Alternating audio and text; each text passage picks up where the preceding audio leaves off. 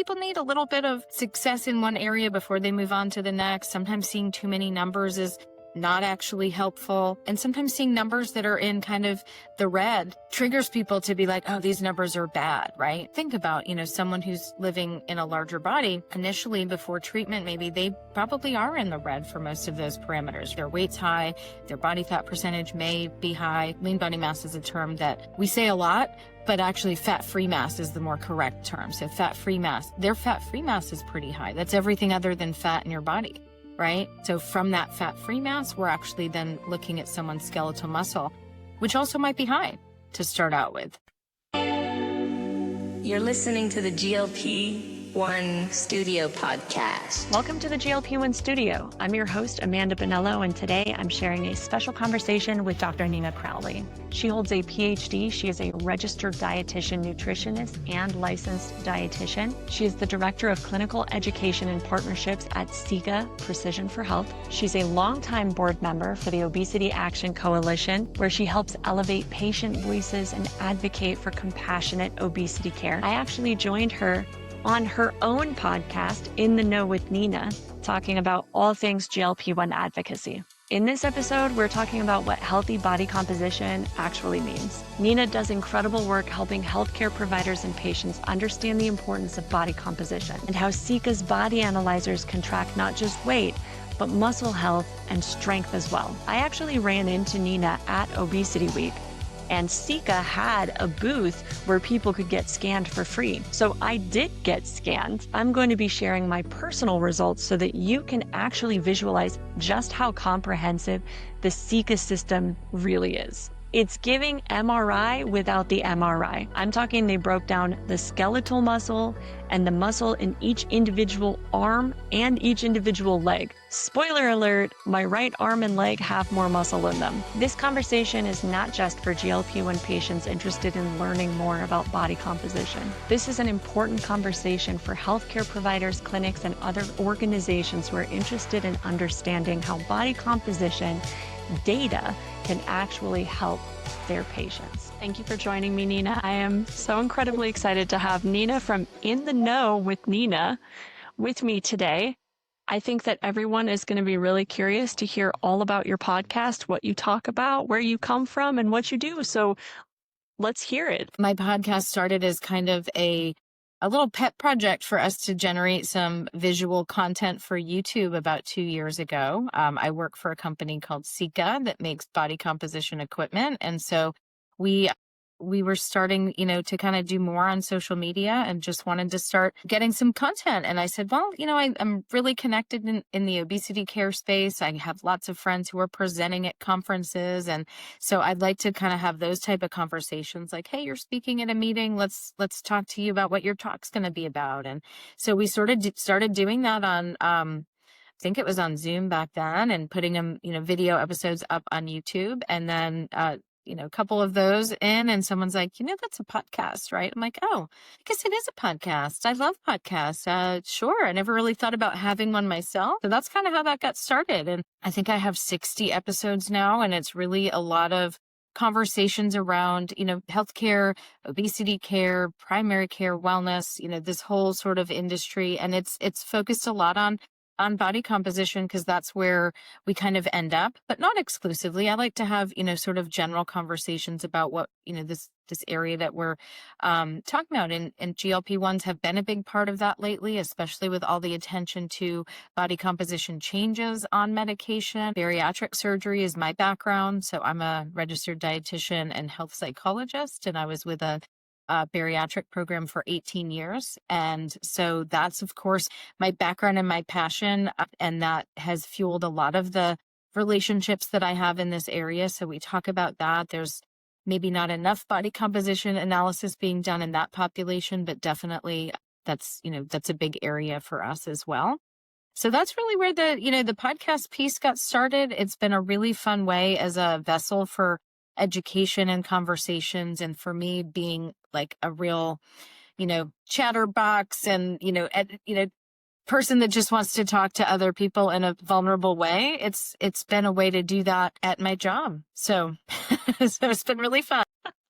I get that. I love that. There's nothing better than the connection you can make with someone when you're both being vulnerable, right? Let's go way back. When did you become an advocate and why? I became a dietitian and worked in a regular hospital setting right away. So I'm in Charleston, South Carolina. I moved here and worked at just really the first place I could, which was the medical university. And early on knew that inpatient was not for me. I'd like to chat way too much. So I was over at the Institute of Psychiatry doing a group about fiber and enjoying that a whole lot more than taking care of my inpatients with their Ensure. So I knew that I needed to be an outpatient. So I started really soon after that in a job in a bariatric program as a dietitian. And then soon after that, realized that I needed more psychology training to even just be a good dietitian. So I started a program to become a health psychologist. And so that kind of dictated for me a lot of what I dove into, what I was interested in, how I applied my skill set. And around that time, I got involved with my local dietetics association, so the dietitian group of South Carolina, the weight management dietitians within that community, and became the president of our state chapter. And part of that was going to DC as part of a policy event. And so that was really my first sort of taste of policy work, was going to DC. And gosh, that had to be 2011 or so, to talk about, medical nutrition therapy. And there was, some sort of piece of legislation that we were talking about at the time. And in that role, that just got me excited about policy, because I would always have said, and still to this day would say, I'm not a very political person. I'm not talking about politics, but it was cool for me to learn that the stuff that I care deeply about has an impact and a role in policy. And I could just do that part of it and still not do all the politics stuff. So that's when I first got involved, and then have had several other leadership roles within those groups in policy and in nutrition policy in particular. And then in 2019, I was part of the Obesity Action Coalition just as a member and in our community, because they've been really engaged with all the professional organizations for 20 years. So the bariatric societies, the obesity groups, and the dietitians community. And there was a position on the board of directors. And so I took on that role in 2019. And so I will stay in that role as long as they'll have me. I think I can do three-year terms. So it'll come up here eventually. But that's been really the place where I've felt the most passionate, because we're working alongside people who, live with obesity every day, and their passion and their stories and their, need for more support and access has really been what's continued to drive me and the rest of us to sort of work in that area. And so now for me, I don't see patients anymore. I'm working in a role for SICA, doing this body composition education and partnerships. So really working at a much different kind of policy level. But I do miss that direct patient care. Also being on the board of OAC, being part of planning educational events, speaking to patients, connecting with patients at meetings. That's been a way for me to really stay connected to my why and why I do this and who we're serving. That is incredible. Your journey to this point has been filled with advocacy in so many different spaces. I had no idea. I knew that you were very impressive, but I had no idea. Well, thank you. You had ended off by saying that you're working in body composition, and it is so important in this space with obesity and specifically GLP-1s right now. On the episode you interviewed me for, we left off with my saying, if you are losing muscle and fat at the same time and you're just withering away, then you are not healthy. You're not becoming healthier. And when you're getting on a GLP-1, the goal really isn't to become lighter, right? The goal is to become healthier. Right. It's for longevity. And without muscle, we're not living longer. And if we are living longer, we are not living with the quality of life that we want to be living with. So tell me all about Sika now and how you help people there. Sure. Yeah. I have a friend who says, Dr. Angela Fitz, she's a big name in this area. And she always says, leaner, not lighter. And I think, it's hard to summarize all the nuance of what we do into a tagline, but I think that one is a reminder that the goal is not just to make your body size smaller. It's really to recomposition, if that's the case, and make sure that as you're losing the body fat that we all hope it's just body fat, if you are losing some of that lean soft tissue, or you're skeletal muscle, which we can talk about the differences in terminology for sure.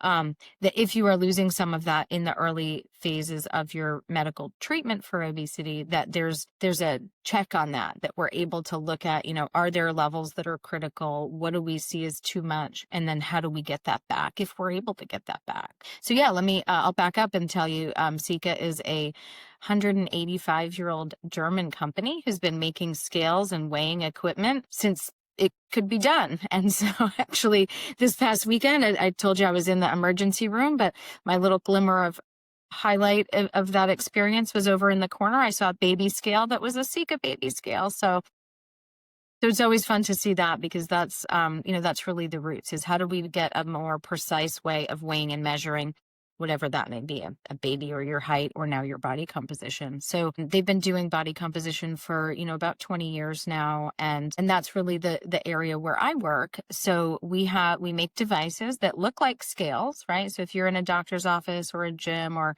anywhere in between, you're looking at a device that has a platform, usually a bar in the back and maybe a handrail. And that could just measure just your weight, maybe your height. But now the technology, the bioimpedance is the type of technology, which I can explain to you, that's embedded in that scale. So instead of just shoes on and doing your height and weight, you take your shoes off and you're able to touch the handrails, and this electrode is there. It's a little metal plate that you're holding onto, and then also on your feet. Ours is under a glass, and it'll send a low dose electrical current through the feet and out through the hands. And what it's measuring is the speed at which it can go through the water in your body. And so your body's tissues, your muscle is made up of a good bit of water, so about 80% water in muscle, and fat tissue is much lower. And so they're able to figure out the speed at which it goes through different body tissues. And there's all sorts of, predictive formulas that are validated to what they say gold standard reference measures or imaging like MRI for skeletal muscle mass, or validated to those things. So you can say, hey, I'm doing the bioimpedance technology to estimate my body composition, and it's 97% in agreement with an MRI imaging technique to measure that same body compartment. So for skeletal muscle or visceral adipose tissue per se. So right there in the doctor's office, you took your shoes off, you're doing that measurement. It's less than a minute. You're able to then, that data goes for us. It goes to a cloud where you're able to then sit down with your healthcare provider, review that data. The healthcare provider can show you different things. So there's, 20 different things that they can show you. My job is really talking to the healthcare people about how many things they should talk about, how they should talk about them, which are, things to focus on, how that connects with the recommendations they make for nutrition and exercise and all of that, because people love data. So there's this first response of like, give me all the data, 20 parameters, I want to see them all. And I'm over here with the little, behavioral hat on, being like, well, people need a little bit of success in one area before they move on to the next. Sometimes seeing too many numbers is not actually helpful. And sometimes seeing numbers that are in kind of the red triggers people to be like, oh, these numbers are bad, right? So think about, someone who's living in a larger body initially before treatment, maybe they probably are in the red for most of those parameters, right? Their weight's high, their body fat percentage may be high, but they're also their lean body mass is a term that we say a lot, but actually fat-free mass is the more correct term. So fat-free mass, their fat-free mass is pretty high. That's everything other than fat in your body, right? So from that fat-free mass, we're actually then looking at someone's skeletal muscle, which also might be high to start out with, right? So it's a very different experience to look at a variety of these data points when you're talking about your health and its connection to your size, and then its connection to what treatments you're going to do, because the numbers will change, right? And like you said, you want your, most people's goal up front before we really start talking is let's get that weight down, right? But at the expense of other things, maybe not. Maybe keep the weight the same and just lower body fat, but increase the fat-free mass or the skeletal muscle mass. I'm going to pause our conversation for just a minute because I want to share something really cool.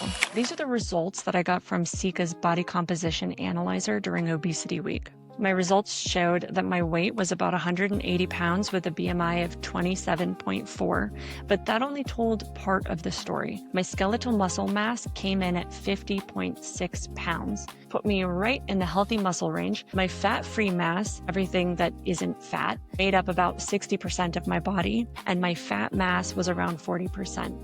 To me, that breakdown was eye-opening.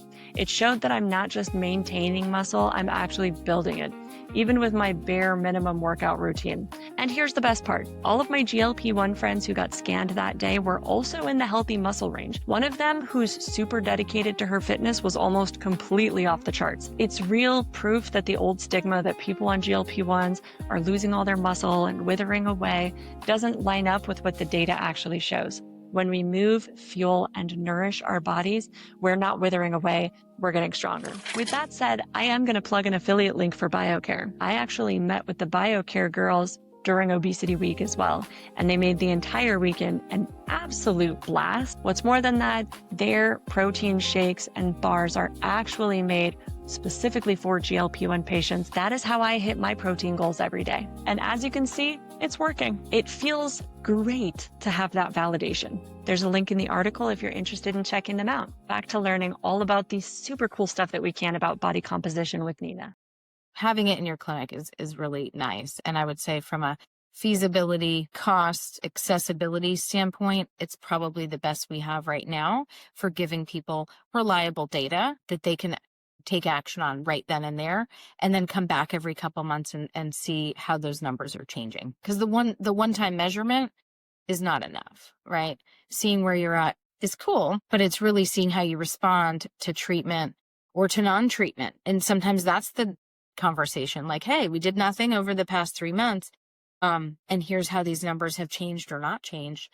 Let's try adding in, medication, nutrition changes, strength training. Let's try that, experiment with that, and then see how these numbers change over a reasonable period of time. And that's really what's the fun part. I have 1,000 questions. I have so many questions that popped up. So luckily I was taking notes. I wanted to ask you how you measured with the Sika system. And that's what it's called, right? The Sika system? You can call it Sika system or the device or the body comp analyzer. Some people call it the Sika scale. Well, we'll respond to all of those. I have a scale at home that is supposed to send little electrodes into my feet. And I just got it at Target. And I step on it, it tells me what my muscle and bone and fat composition is. And without the handrail, is that then doing the same thing? Is it working the same way? That's a really very smart question, I will say. So what we're talking about is whole body bioimpedance, and what you have is sort of the lower half, right? So your electrode is sending from one foot to the other because you don't have it to go out the hands. And so you're looking at, I'll back up to say bioimpedance is based on precision-based formulas that are validated to the standard sort of imaging methods, right? So the formulas, though, are all about getting the best formula. And so those like a formula that's telling you by looking at lower body bioimpedance and telling you bone and muscle, there's a lot of assumptions being made in those that's taking both bottom half and estimating to the top. But then also, like, bioimpedance isn't a way to measure or assess bone. So that's taking some sort of formula and applying that to you and saying maybe for women of this age and maybe this weight, in general, they have this, and we can sort of configure that. So there isn't a way to estimate bone from bioimpedance. Okay. So that one's there. It's not accurate. It's not. Yeah, it's not.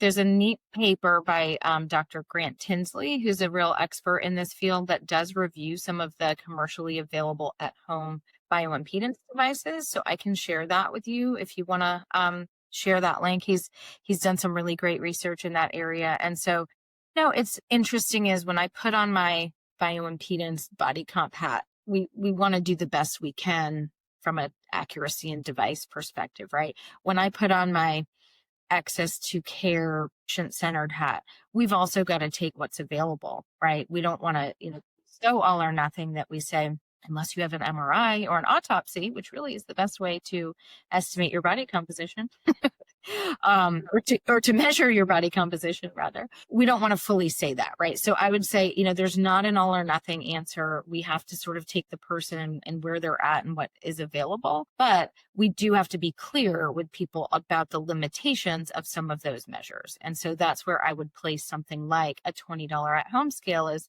we don't yet have the technology to make it as accurate at that price point. That doesn't mean it's not a tool as part of your toolbox, but I would say if you're able to connect with a healthcare provider that has a Sika or, a bioimpedance scale in their office that you could get on every 3 months or so, even every year, if you've got some other ways to check in with that, it is a nice way to get a better picture of your body comp. So you're saying at the doctor's office, you can jump on one of these scales.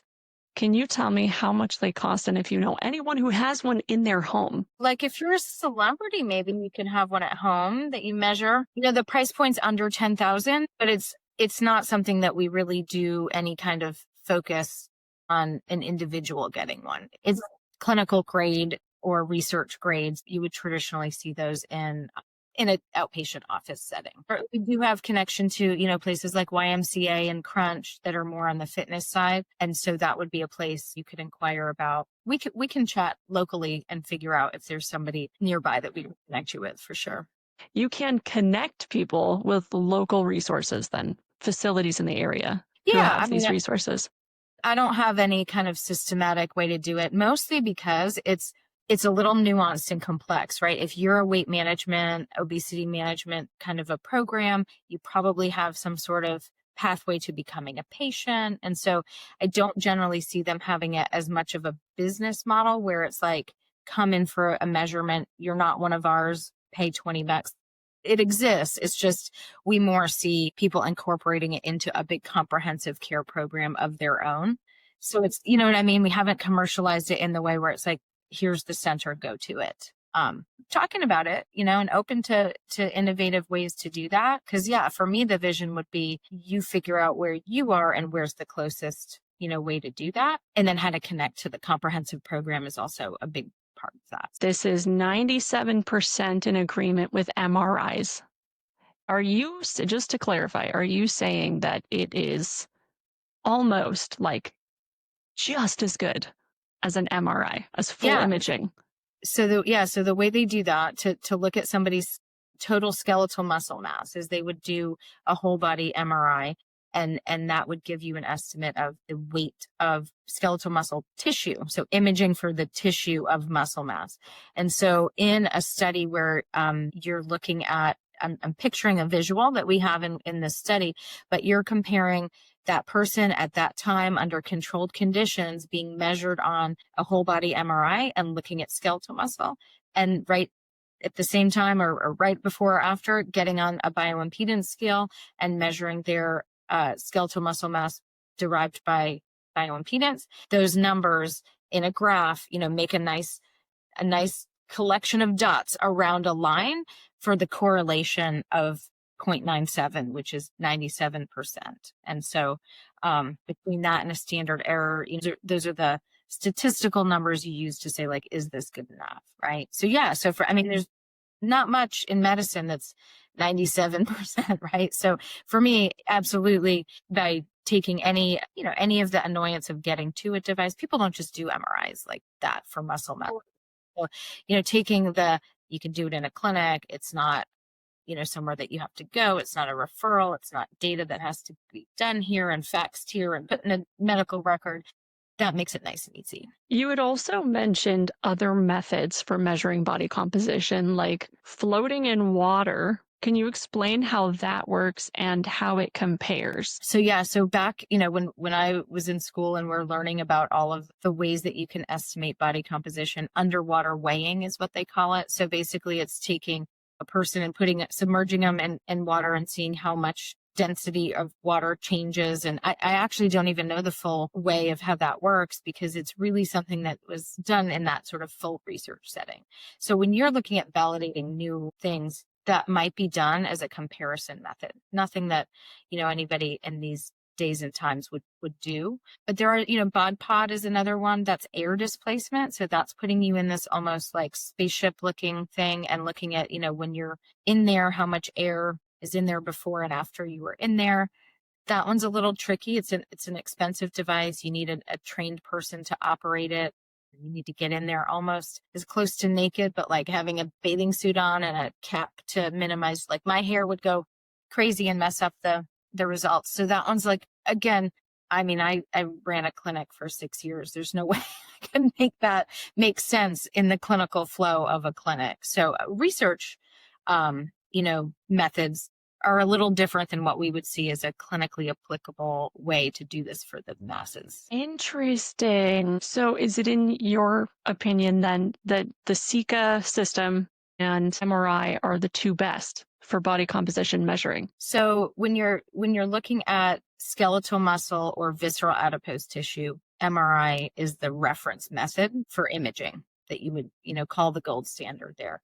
And for body fat, we didn't talk about that as much. The best way to estimate body fat is using something called the 4-compartment method.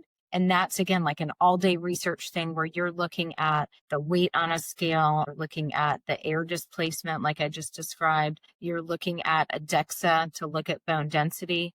And then you're looking at a way to estimate water, like deuterium water dilution or something like that. Those 4 compartments get estimated and put into a formula. And that 4-compartment method is the gold standard for estimating body fat. Again, not something you would do, but for us, our body fat estimations are 98% in agreement with that method. So those are really, I would say those 2 methods are the ways that we validate how good our equipment is at getting to that same sort of endpoint value. Okay, so you could pay a ton of money for an MRI, get this 4-compartment method done where they measure all of these things. That sounds insane. That is a lot of work. A person couldn't really go do that. There have been a lot of, I haven't dove too deep into this, but I don't know if you've heard of, there are some places that are doing these like real expensive, like whole body MRIs for an individual, not just for estimating body composition or measuring body composition, but also like, I don't know the brand names of it, but they're looking for like all sort of cancer and things. And they have their struggle because they can get some like false positives. They can see stuff that, maybe they couldn't see in any other way, but you're talking $4,000 or $5,000 for an individual to go do a like whole body MRI experience. Different than if you had like an injury and you're going to have an MRI there. Right.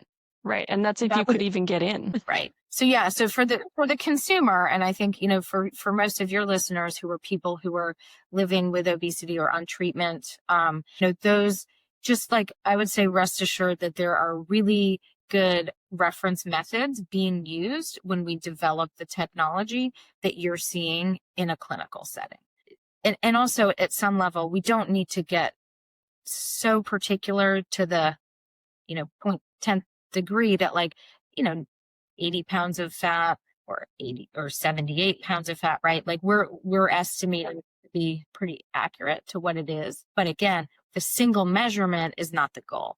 It's the serial over time trend measurements that we're really able to see. That's really kind of the special sauce, right? I mean, I would definitely rather step on the scale at the doctor's office and have it be a Sika scale than do any of that other crazy stuff. And have it not be a scale that's just telling you your weight or, calculated to your BMI. Because as we talked about on in our earlier conversation, those numbers are not just innocuous, right? They can have some harm depending on who the person is and their background and their history with mental health, and not even just someone with mental health.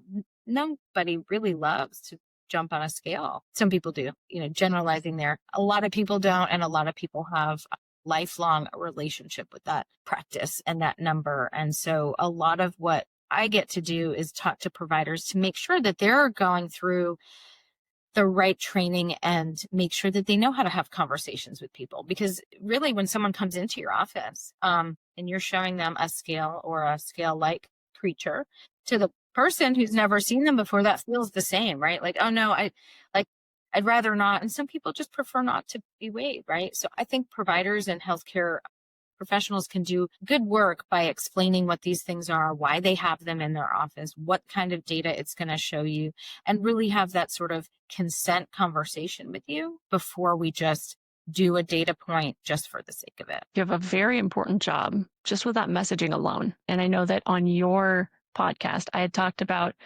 my struggles with eating disorder and going to the gym and feeling like once in my life, I was feeling good about myself. I'd lost weight. I was exercising, eating right, going to the gym every day.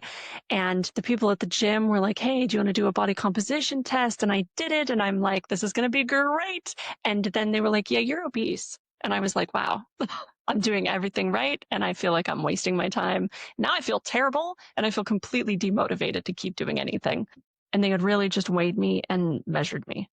And I left feeling devastated, considering that you're out there telling people how to communicate these messages so that they are constructive and like furthering progress rather than hindering it is so important. And it's interesting too, because we have sort of a medical arm and we also have a fitness arm, and that's different messaging, right? Like when you're in a fitness setting, there can be a lot of conversations that are a lot more based on looks and appearance and all of that, when maybe our healthcare folks were hoping that they get some training. It's really mixed. I've seen both sides get really good training, and I've seen both, as I told you a story, healthcare professionals who have their own weight bias, and that comes out in all sorts of ways in their conversation. So what has been really fun for me is I didn't think coming to work in weighing, measuring bioimpedance, which feels very technical, I didn't think I'd be able to use the psychology and patient-centered care approach that is ingrained in me as much. And it's been really nice to be able to sort of put those things together and find out that patients respond very differently to seeing their body comp data.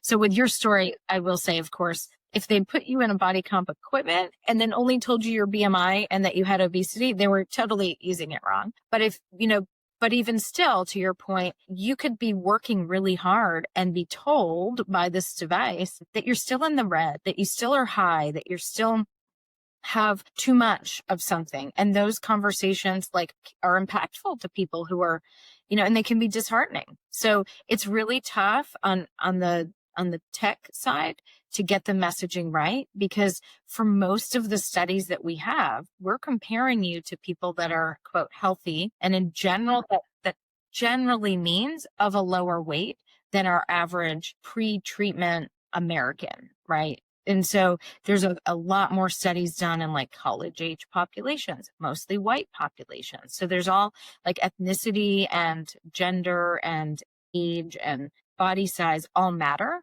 So that is another feature of our device that I'm proud of, is that we give you reference ranges that have those things taken into account.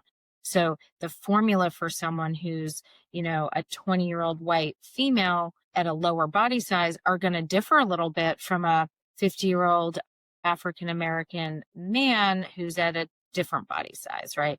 So those factors matter. And we do the studies in those populations to better get our formulas to match the people that we're measuring. So that part's important. But even still, we see people, I talk to providers all the time who are working in obesity clinics, and their patients have high weight. They might have high body fat. They might even have high visceral fat, although sometimes even having high body fat, where it's located, it might not be around your organs, and that's really exciting to show someone. But they also might be high in their fat-free mass. So that's where you really get some nice data to say, hey, you're carrying around extra weight, and much of that is adipose tissue, right? But also you're high in muscle. I always think of, I don't know if you follow the US rugby player, Alona Maher, I think is her, I don't know if that's how you say her last name. Anyway, she's awesome. She's like this badass female athlete, and I don't know her exact numbers, but I think her weight's higher than 200, but she's got 170 pounds of fat-free mass and maybe 30 or 40 pounds of body fat. So her body composition is totally muscle based, and she is really strong, and she plays rugby, and she's fantastic, right? She's an Olympic, athlete. She talks all the time about how body image and, all of that is impacting her, and how many times she's been told she's obese by looking at just her to height alone, which is what BMI does. So I think it's also helpful to remember these sort of outliers and people that have higher fat-free mass, higher muscle mass, and how they would rank on these things. So all of that to say, getting the comparison groups right for the person are a little bit tough, because we're wanting to compare you to people like you, so you know where you stand. But we also sometimes have these benchmark data points of like, above this percentage is, low risk, and above this percentage is medium or high risk. So it's like, it's this comparison and push and pull with criteria-based cutoffs and reference groups to give you different numbers. And I will say, people tend to want to look at this and be like, well, is that good or bad? Right? So as much as I try to give all the nuance and the conversation and the personalization, sometimes your brain goes to just yes or no, good or bad, right or wrong, red or green. And again, even though that's what people say they want, I feel like from a behavioral perspective, we've got to give them a little bit more and say, it's not as much about that as here's where you started. Now we're going on treatment. We're going to measure your progress for your individual self, N of 1, and how do your numbers change and how do you feel? There's all these other things, like even strength and function.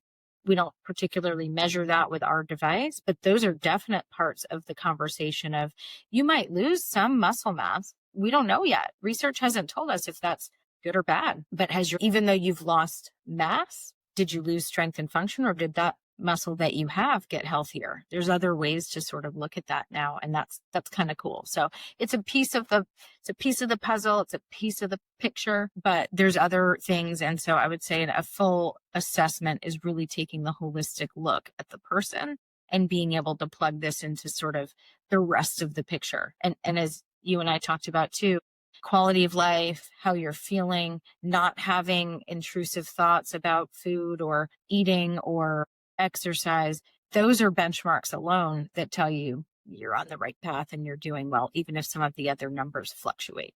Well, I am all about compassionate messaging. So you are a woman after my own heart. I've got 2 questions. I know we're running out of time, but you have said so many really interesting things that I wanted to get back to.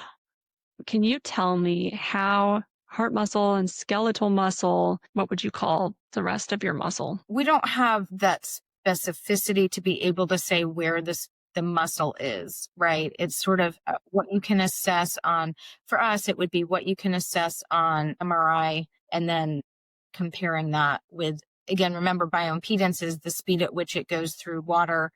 We're taking that data and putting it into the formulas to compare it with the imaging. So I don't actually know the answer to that, other than we don't want to lose that type of muscle really either. And so I don't know the best way to estimate that, though. In general, as long as we're making sure we're on the right track with muscle while we're losing fat, then that is what matters, right? Then we can safely assume that our heart and skeletal muscle is intact. I think so. Yeah. And I think actually the bigger distinction that people might have questions about is really more between the term lean body mass. That's a phrase that we hear a lot of. So lean soft tissue is a parameter that you can see from a DEXA scans. We didn't talk much about DEXA, but DEXA is a way to really initially look at your bone density and of the weight of your body, right? Fat mass, there's your bone, and then there's lean soft tissue, so those 3 things add up to your total weight.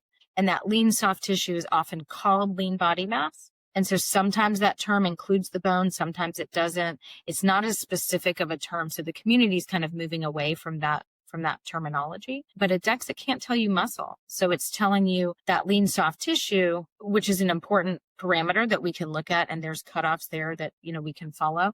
But it's sort of taking fat-free mass, lean soft tissue, skeletal muscle, and that's really where we have not seen as many studies talking about how much muscle. So if you hear, if you've listened to some of the clinical trials on the GLP-1s, the one that gets cited, I think the most, is that you lose 25 to 40% of your lean body mass is what they usually say. Those studies were using a small subset, like of the thousands of patients. They looked at 140 patients and had a DEXA scan. So they were able to look at their lean soft tissue and say that was how much they lost.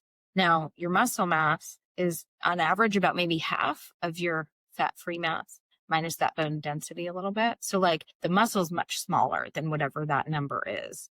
And so when people extrapolate that data and say 25 to 40% muscle, that would be horrible. Then you would be we would be freaking out, but that's not what they were assessing. It's just kind of caught up in the language. So there's also a really great new research paper out on the language and terminology from Carla Prado and a big group of individuals who were looking to sort of clarify these terms. So I'll send you the link to that too. It's a little deep, but for anybody who's really wanting to get into the terminology, I think it's really a nice read on body composition, and that's pretty recent. Nice. Well, thank you. You've given us a couple really good resources and so much information. I really want to go get tested right now. I want to just go to the doctors. I want to make an appointment.